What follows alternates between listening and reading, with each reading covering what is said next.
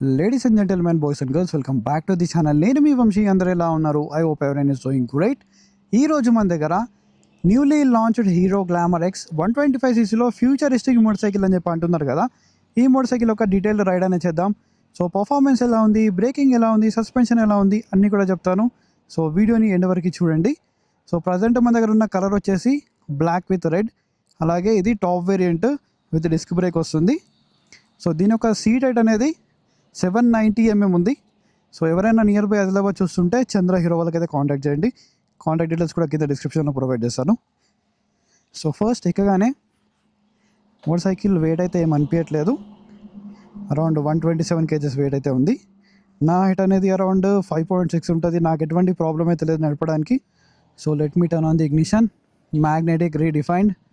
So ఇదైతే swipe up. ఇది మాత్రం చాలా అంటే చాలా బాగుంది. So 125cc one of the best meter అని కూడా అనొచ్చు. చూడడానికి మాత్రం చాలా బాగుంది. సో ఇది ఏంటంటే అడాప్టివ్ మనకి డిస్ప్లే, మనకి లైట్కి తగ్గట్టు ఈ బ్రైట్నెస్ అనేది ఎక్కువ అని తక్కువ అని అవుతూ ఉంటుంది. కావాలంటే మీరు దీన్ని ఆటోలో పెట్టుకోవచ్చు, మాన్యువల్లో పెట్టుకోవచ్చు, మీ ఇష్టం అది. Let me turn on the ignition. So ఇది ఐడ్లింగ్లో సౌండ్. ప్రజెంట్ రోడ్ మోడ్లో ఉంది. Let me shift to eco. So let start. So first gear. ఒక్కోసారి గేర్ వేసిన తర్వాత గేర్ పొజిషన్ ఇండికేటర్ అనేది చాలా లేట్గా చూపిస్తుంది. సెకండ్ గేర్లో కానీ థర్డ్ గేర్లో కూడా ఇది కొద్దిగా ఇష్యూ అనిపిస్తుంది నాకు. గేర్ షిఫ్టింగ్ అనేది అంత ప్రాపర్గా అవ్వట్లేదు ఒక్కోసారి. మేబీ అది ఇదే మోటార్ సైకిల్లో ఉందా, ప్రతి మోటార్ సైకిల్లో ఉందో తెలియదు. సో మీరు ఎకో మోడ్లో నడుపుతున్నంతసేపు మీకు ఇదేంది మోటార్ సైకిల్ ఇంత కామ్గా ఉంది అన్నట్టు అనిపిస్తుంది. ఎప్పుడైతే మీరు రోడ్ కానీ పవర్ మోడ్కి షిఫ్ట్ చేస్తారు కదా, దీని యొక్క థ్రాటిల్ రెస్పాన్స్ అనేది ఓవరాల్గా చేంజ్ అయిపోతుంది. అది నాకు చాలా బాగా అనిపించింది. సో ఇప్పుడు ఇది పుల్ ఏదైతే ఉంది కదా, ఇట్లా మీరు థ్రాటిల్ ఇచ్చినప్పుడు అది మీకు పవర్ మోడ్కి అలాగే రోడ్ మోడ్కి ఎకో మోడ్కి డిఫరెన్స్ అయితే ఉంది. పవర్ మోడ్లో ఏంటంటే మీరు ఇట్లా థ్రాటిల్ ఈ రెస్పాన్స్ మీరు ఇంత థ్రాటిల్ ఇస్తున్నారు కదా, ఈ థ్రాటిల్లోనే చాలా స్పీడ్ ఎక్కువ వెళ్తుంది. ఇది ఒకటి చాలా బాగా నచ్చింది నాకు. దీంట్లో ఉంది మనకు Xtreme 125R engine.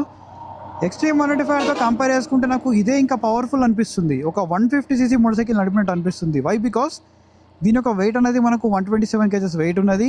Light weight. Extreme 125R engine అనేది మీకు ఆల్రెడీ తెలుసు ఎంత పవర్ఫుల్ ఇంజనో. సో సేమ్ ఇంజన్ మనకు పవర్ టు వెయిట్ రేషియో అయితే ఉందో దీంట్లో చాలా బాగుంది. కాబట్టి మనకు పవర్ అనేది తెలుస్తూ ఉంటుంది థ్రాటిల్ ఇచ్చిన ప్రతిసారి. అండ్ వైబ్రేషన్స్ కూడా ఇప్పటివరకు నేను లైక్ IR RPMస్లో వెళ్ళాను. ప్రజెంట్ స్పీడోమీటర్ అని డిస్కనెక్ట్ ఉంది. బట్ IR RPMస్లో వెళ్ళినప్పుడు కూడా ఎక్కడ వైబ్రేషన్స్ అనేది లేవు అసలు. చాలా తక్కువ మినిమల్ వైబ్రేషన్స్ అనే ఉన్నాయి. అవి కూడా ఫుట్ పెగ్స్ దగ్గర, హ్యాండిల్ బార్ దగ్గర లిటిల్ బిట్ అయితే ఉన్నాయి. నేనైతే ఎక్కడ ఎక్కువ వైబ్రేషన్స్ అయితే నోట్ చేయలేదు. అండ్ ఇంకొకటి ఇంట్రెస్టింగ్ ఏం తెలుసా, ఈ గేర్ పొజిషన్ ఇండికేటర్ ఉంది కదా, దీని పక్కకి మనకు గేర్ షిఫ్ట్ ఇండికేటర్ కూడా ఉంది. అంటే మీరు ఎప్పుడు గేర్ షిఫ్ట్ చేయాలి, ఎప్పుడు డౌన్ చేయాలి అని చెప్పేసి కూడా మీకు చూపిస్తూ ఉంటుంది. ప్రజెంట్ బైక్ అనేది ప్రాపర్గా అన్నీ కనెక్ట్ అయ్యి లేవు కాబట్టి మీకు అన్నీ కూడా చూపెట్టలేకపోతున్నాను, లైక్ క్రూజ్ కంట్రోల్ లాంటివి. సో ఈ క్రూజ్ కంట్రోల్ అనేది హైలైట్ అన్నమాట ఈ మోటార్ సైకిల్లో. ఒక 125cc మోటార్ సైకిల్కి అసలు క్రూజ్ కంట్రోల్ అవసరమా అని చెప్పి చాలామందికి డౌట్ వస్తూనే ఉంటుంది. దానికి మీకు క్లారిటీ అనేది ఇస్తాను.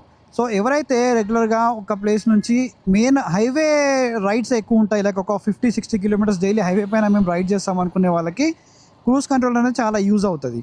లేదు మేము సిటీలోనే ఎక్కువ యూజ్ చేస్తాం అనుకునే వాళ్ళకి అంత యూజ్ ఏం కాదు. బట్ ఎవరైతే హైవే పైన డైలీ ఇంటి నుంచి ఒక వేరే లొకేషన్కి డైలీ రెగ్యులర్గా వెళ్తూ ఉంటాము అనుకునే వాళ్ళకి మాత్రం ఇది చాలా బాగా యూజ్ అవుతుంది. ఒకసారి ఏంటంటే మీరు క్రూజ్ కంట్రోల్ అనేది యాక్టివేట్ చేసి మీ హ్యాండ్ అనేది వదిలేస్తే కనుక మీకు ఒక కాన్స్టెంట్ స్పీడ్లో మీకు వెళ్తూ ఉంటుంది. లేదు నాకు స్పీడ్ తగ్గాలనిపిస్తుంది అనుకుంటే మీరు ఇక్కడ నుంచి తగ్గించచ్చు, లేదు పెంచాలనిపిస్తుంది అంటే ఇక్కడ నుంచి పెంచవచ్చు. ఇది ఒకటి మంచి ఆప్షను. ఇది చాలామందికి యూజ్ అవ్వదు. బట్ ఎవరైతే లైక్ రెగ్యులర్గా హైవే పైన ఎక్కువ తిరుగుతూ ఉంటారో వాళ్ళకి మాత్రం యూజ్ అవుతుంది. అండ్ దీంట్లో రైడ్ బై వైర్ టెక్నాలజీ ఉంది కదా, ఇది మాత్రం దీనివల్ల థ్రాటిల్ రెస్పాన్స్ అనేది చాలా బాగుంది. కంపేరింగ్ టు మనకి వైర్ ఉంటుంది కదా, వైర్తో కంపేర్ చేసుకుంటే ఈ రైడ్ బై వైర్ అనేది చాలా బాగుంటుంది. మనకు థ్రాటిల్ రెస్పాన్స్ కానీ దీనివల్ల మనకి పర్ఫార్మెన్స్ బెటర్ వస్తుంది, అలాగే మైలేజ్ కూడా ఇంప్రూవ్ అయ్యే ఛాన్స్ అయితే ఉన్నాయి. అండ్ ఈ స్విచెస్ క్వాలిటీ కూడా చాలా ప్రీమియం ఉంది. బట్ ఒక్కటి ఏంటంటే ఈ మిరర్స్ డిజైన్ చూడండి ఎంత వరస్ట్గా ఉందో. ఇదొక్కటి చేంజ్ చేయాల్సింది. అసలు విజిబిలిటీ అసలు చాలా దారుణంగా ఉంది. అసలు ఇదొక్కటి చేంజ్ చేయాల్సింది. అండ్ నెక్స్ట్ దీంట్లో బ్రేకింగ్ అనేది టెస్ట్ చేద్దాం. సో కొద్దిగా ఎంటీ రోడ్ అనేది దొరికిన తర్వాత బ్రేకింగ్ అనేది టెస్ట్ చేద్దాం. అండ్ దీని యొక్క రైడింగ్ పొజిషన్ అనేది కూడా చాలా అప్రైట్ ఉంది. ఎక్కడ కూడా మనకి ప్రాబ్లం అయితే రాదు. సో మీరు కంఫర్టబుల్గా రైడ్ చేసుకోవచ్చు. డైలీ ఒక 50-80 kilometers కూడా చాలా ఈజీగా వెళ్ళొచ్చు. అండ్ సస్పెన్షన్ అనేది రియర్ది మనకు కొద్దిగా స్టిఫ్ అనిపిస్తుంది, నాకు లిటిల్ బిట్ స్టిఫ్ అనిపిస్తుంది. ఇలాంటి రోడ్లో బాగానే ఉంటాయి. బట్ ఏంటంటే కొద్దిగా మీరు గుంతలున్న రోడ్లోకి వెళ్ళిన తర్వాత కొద్దిగా మనకి రియర్ అనేది స్టిఫ్ అవుతుంది. అంటే స్టిఫ్ అంటే ఏంటంటే కొద్దిగా మనకి ఎగరేసినట్టు అనిపిస్తుంది. ఫ్రంట్ మాత్రం చాలా కంఫర్టబుల్గా హ్యాండిల్ చేస్తుంది. సో ఇలాంటి రమ్లెస్ పైన కూడా టెస్ట్ చేద్దాం ఒకసారి, కొద్దిగా స్పీడ్గా వెళ్ళి. ఇలాంటి దానిపైన ప్రాబ్లం అయితే లేదు, చాలా ఈజీగా మేనేజ్ చేస్తుంది. సో ఈ మీటర్ బ్రైట్నెస్ విజిబిలిటీ కూడా బాగుంది, ఎక్కడ కూడా ఇంత హార్ష్ సన్లైట్లో కూడా నాకు కనిపించట్లేదు అన్నట్టు ఏమీ లేదు, చాలా బాగుంది. అండ్ దీంట్లో i3s టెక్నాలజీ కూడా ఉంది. ప్రజెంట్ i3s అనేది ఇక్కడ ఆన్ ఉంది. ఒకసారి మీకు i3s కూడా ఎలా పనిచేస్తుందో మీకు ఒకసారి చూపిస్తాను. ఒకసారి సైడ్లో బైక్ అయితే ఆపుతాను నేను. ఇది న్యూట్రల్లో పెడితే మాత్రమే వర్క్ అవుతుంది, ఇది మాత్రం గుర్తుంచుకోండి. సో న్యూట్రల్లో పెట్టగానే ఇక్కడ మనకి i3s ఆన్ అని చెప్పేసి వచ్చేసింది. కొన్ని సెకండ్స్ తర్వాత ఆఫ్ అయిపోయింది. సో ఇక్కడ చూసుకుంటే ఆఫ్ అయిపోయింది. మళ్ళీ మీరు థ్రాటిల్ ఇవ్వగానే, సో సారీ థ్రాటిల్ నేను నా రేడర్ అనుకుంటున్నాను, క్లచ్ పట్టుకోగానే స్టార్ట్ అయిపోతుంది. సారీ ఫర్ దట్, నా రేడర్ అనుకొని చెప్పేసి నేను థ్రాటిల్ ఇస్తున్నాను. సో ఇలా అయితే పనిచేస్తుంది. So let me put in first gear. ఈ ఫస్ట్ గేర్ ఎందుకో కొద్దిగా నాకు ప్రాబ్లం చేస్తుందబ్బా. అండ్ ఇప్పుడు పర్ఫార్మెన్స్ అనేది చెక్ చేద్దాం. ఈ గేరింగ్ ఇష్యూ కొద్దిగా ఉంది, ఇది సార్ట్ అవుట్ చేయాలి. సో ఎకో మోడ్లో మనకి థ్రాటిల్ రెస్పాన్స్ అయితే ఇలా ఉంది. ఒకసారి మీకు మోడ్ అనేది చేంజ్ చేస్తాను. మోడ్ చేంజ్ చేసినప్పుడు ఏంటంటే థ్రాటిల్ బ్లిప్ చేయాలి. సో ప్రజెంట్ రోడ్ మోడ్కి వచ్చింది. సో మీరు మోడ్ చేంజ్ చేసేటప్పుడు థ్రాటిల్ బ్లిప్ చేయకుండా మోడ్ చేంజ్ చేస్తే ఇక్కడ మీకు చూపిస్తుంది ఒకటి, ఒకసారి చూపిస్తాను. సో ఫుల్ థ్రాటిల్లో ఉన్నాను. సో క్లోజ్ థ్రాటిల్ అని చెప్పి వస్తుంది.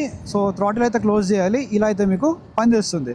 So present road mode, yeah రోడ్కి మనకు ఎకో మోడ్కి కొద్దిగా థ్రాటిల్ రెస్పాన్స్లో డిఫరెన్స్ అయితే ఉంది.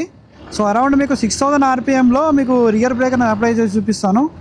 6000 RPM రియర్ బ్రేక్ అయితే బాగానే పడుతుంది, బట్ అంత సాటిస్ఫాక్షన్ అయితే ఏం లేదు నాకు.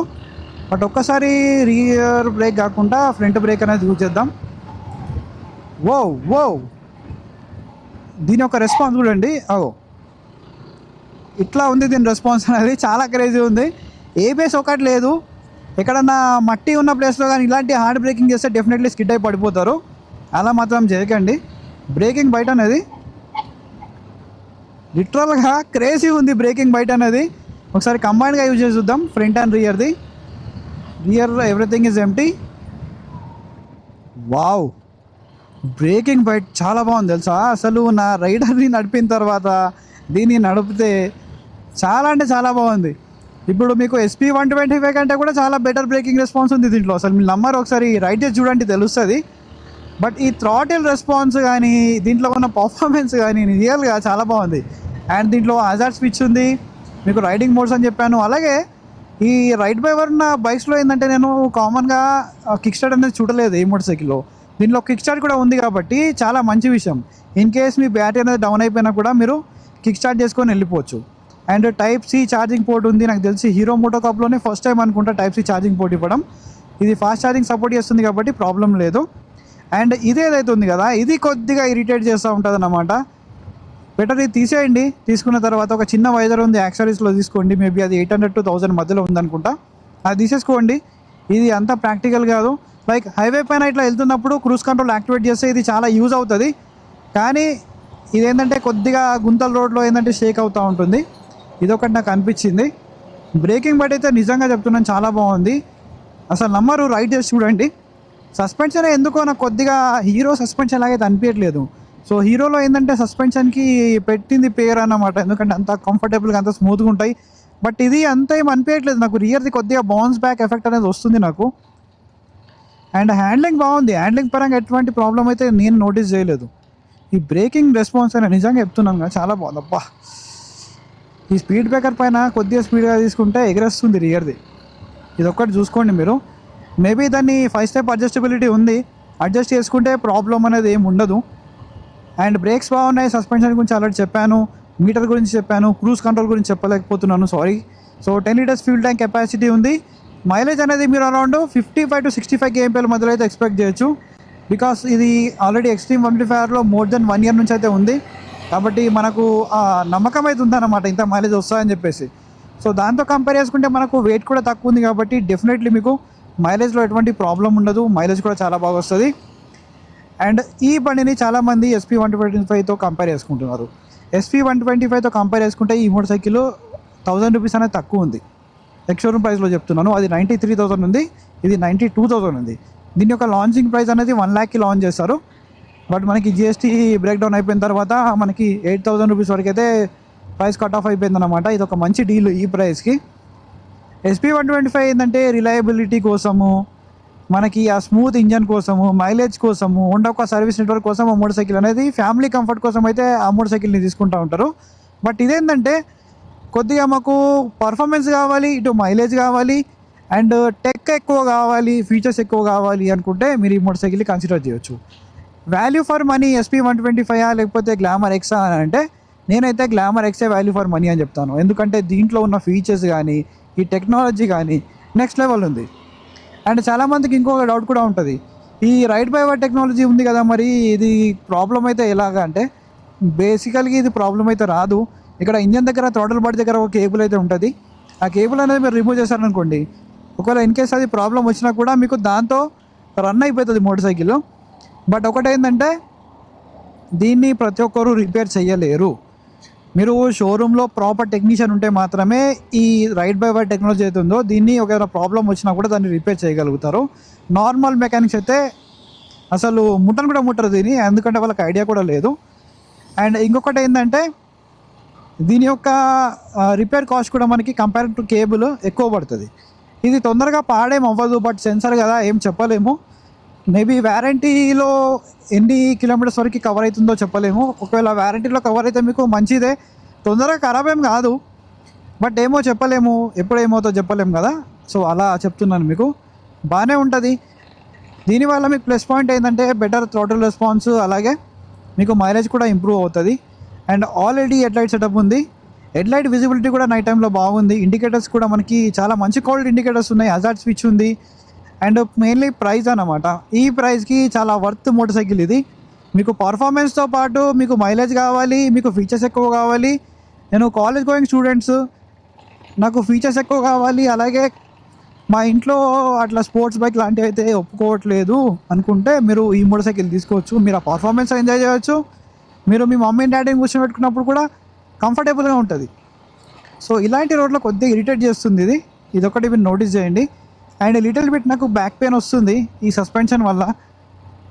SP125 లాంటి సస్పెన్షన్ అనిపిస్తుంది నాకు ఎందుకు. మేబీ ఇంకొంచెం దూరం ఆల్రెడీ ఒక 15 to 20 కిలోమీటర్స్ అయితే రైడ్ చేశాను. నాకు లిటిల్ బిట్ నాకు లోవర్ బ్యాక్ పెయిన్ కొద్దిగా వస్తుంది, ఎందుకంటే ఈ గుంతల వల్లనే.